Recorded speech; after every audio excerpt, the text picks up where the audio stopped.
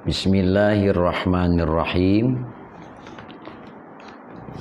Wal qismus tsani, dan bagian yang kedua, ma tusannu fihil jama'atu, yaitu salat sunat yang sunat diberjamaahkan. Ini mumpung kita menghadapi salat Id, kan kadang-kadang ada yang lupa karena jarang sekali, hanya setahun 2 kali Idul Fitri dan Idul Adha. Di antara sholat sunat yang sunat diberjamaahkan itu, wahwa sholatul idaini, adalah sholat lebaran 2. Kita menyebutnya sholat lebaran. Yang dimaksud lebaran 2 ai idil akbari wal asgori, yaitu Idul Akbar dan Idul Asgor. Idul Akbar itu adalah lebaran besar. Orang Jawa menyebutnya Rayagung, lebaran Rayagung, Idul Adha atau lebaran haji. Wal Asgori, dan lebaran kecil. Lebaran kecil itu Idul Fitri.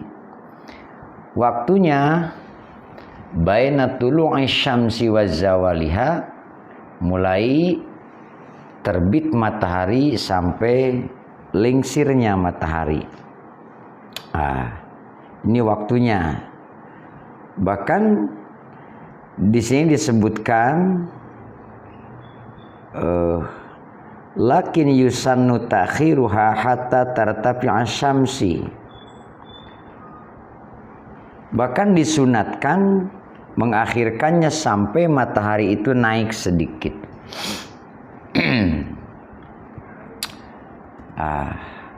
Untuk apa begitu? Lil itsba'i, karena mengikuti cara Rasulullah sallallahu alaihi wasallam. Walil khuruji man khilafu man qala la yadkhulu waqtuha, dan keluar dari perbedaan pendapat orang yang mewajibkannya. Nih ya, jadi yang dimaksud bagian kedua, kan ada bagian pertama waktu itu dibahas sholat sunat yang tidak sunat diberjamaahkan.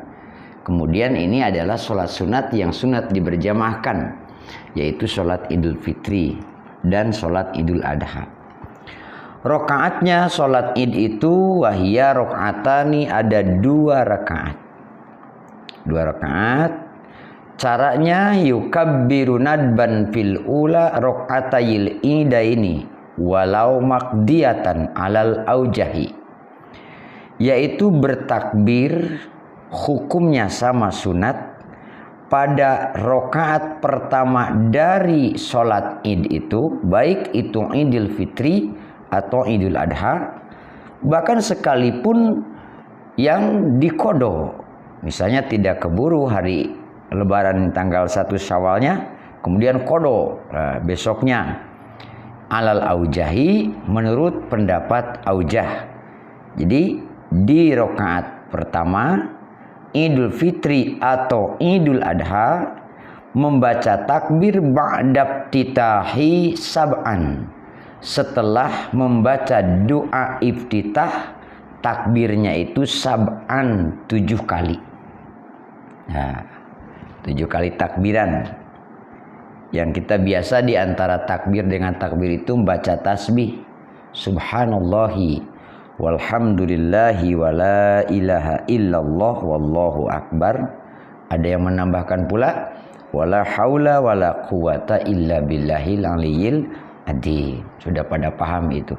Itu rakaat pertama 7 kali takbirnya. Wa bisaniyati khamsan.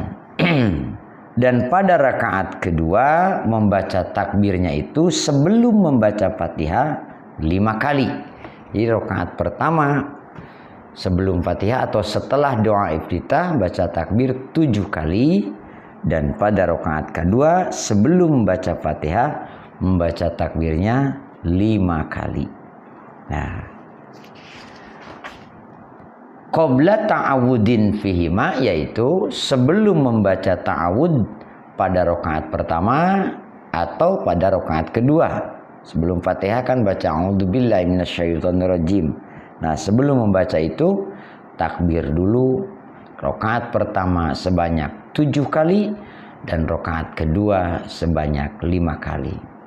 Rafi'ay yadaihi ma'a kulli takbiratin, sambil mengangkat kedua tangannya pada setiap takbiran. Allahu Akbar. Gitu. Setiap takbiran angkat tangan Allahu Akbar.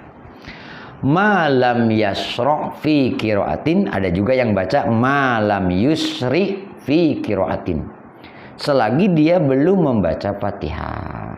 Nah, jadi selagi dia belum membaca Fatihah.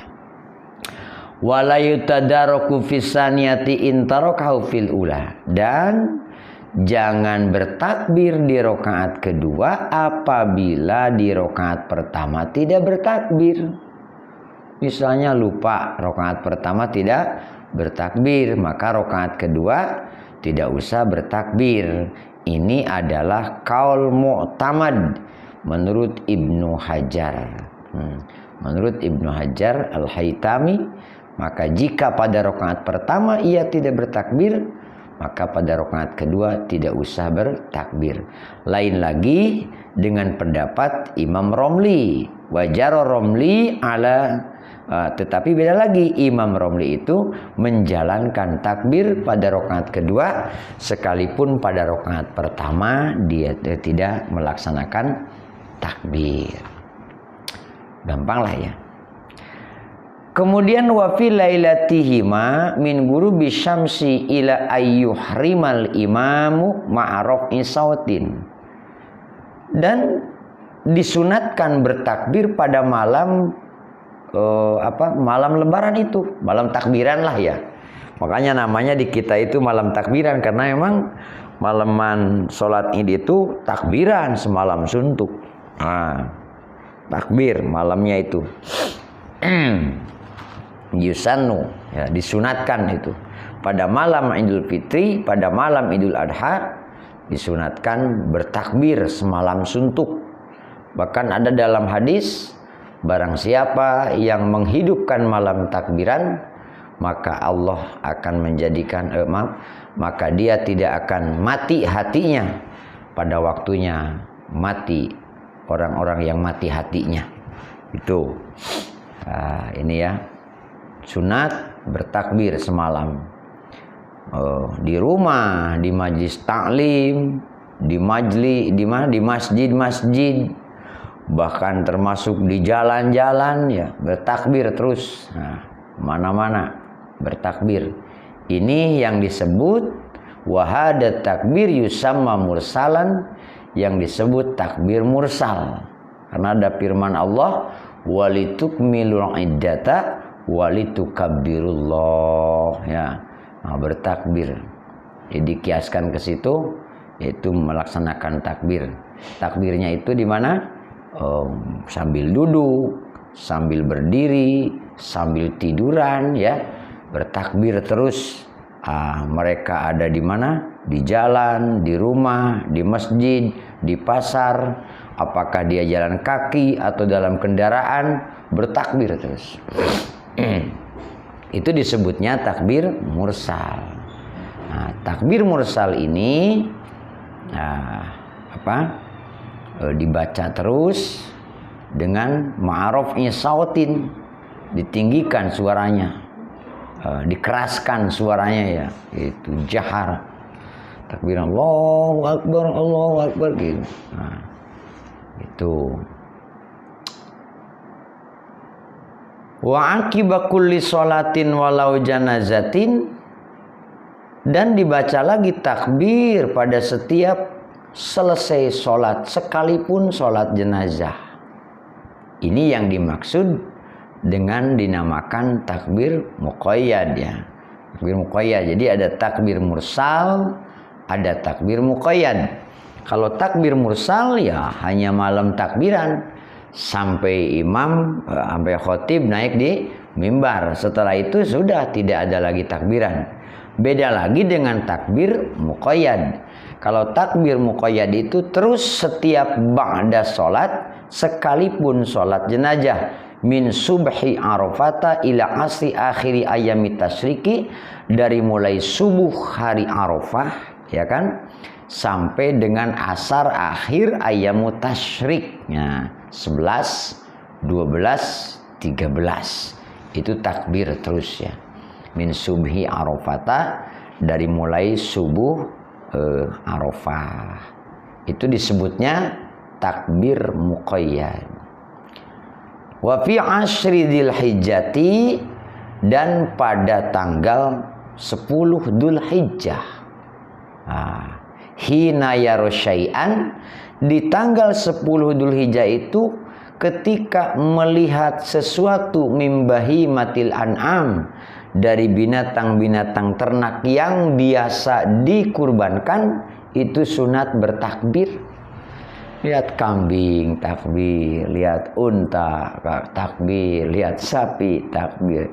Tapi jangan nyindir ya, nyindir orang punya sapi tidak dikurbankan, deketin nama kita sapinya. Di depan sapinya Allahu Akbar, Allahu Akbar, Allah. Wah, nanti yang punya bisa apa? Bisa marah. Jangan ngece, maksudnya takbir dengan ibadah, niat ibadah. Dulu ada dongeng begitu ya, karena orangnya punya binatang banyak, binatang ternak, punya kambing, punya sapi, tapi dia tidak pernah kurban. Datang santri bertiga, deketin sapinya, takbiran di depan apa? Sapinya tersinggung yang punya. Nah, ini jangan maksud menyinggung ya, ini karena kesunahan saja. Aw yasma'u sautaha, atau ketika mendengar suaranya, suara binatang ternak tadi yang biasa dijadikan kurban. Ada bunyi suaranya apa? Kambing takbir, ada suara sapi takbir, ada suara unta takbir. Nah, ini. Kemudian ada kesunahan-kesunahan bagi orang yang akan berangkat sholat id. Itu tadi sholat idnya, Idul Fitri, Idul Adha, sama praktek sholat seperti itu. Ini mengingetin saja ya, ngingetin saja. Sunnah bagi orang yang akan hadir, bahkan yang tidak hadir juga ya. Sunat mandi sholat id dari malam harinya. Nanti berangkatnya pagi-pagi, ya kan, menyiapkan tempat, kalau bisa safnya yang paling depan. Beda dengan imam. Kalau imam sunatnya itu datangnya pas waktu mau ngimamin saja, jangan ngeduluin siapa? Jamaah. Nah, ini khusus jamaah, datangnya itu lebih pagi-pagi. Pakai pakaian yang baru, pakai pakaian yang bersih. Kalau ada yang putih ya, gunakan wangi-wangian, ya kan? Gunakan wangi-wangian biar pas berdampingan dengan orang tidak bau apek. Lain lagi dengan orang-orang yang ada kriteria, ya kan?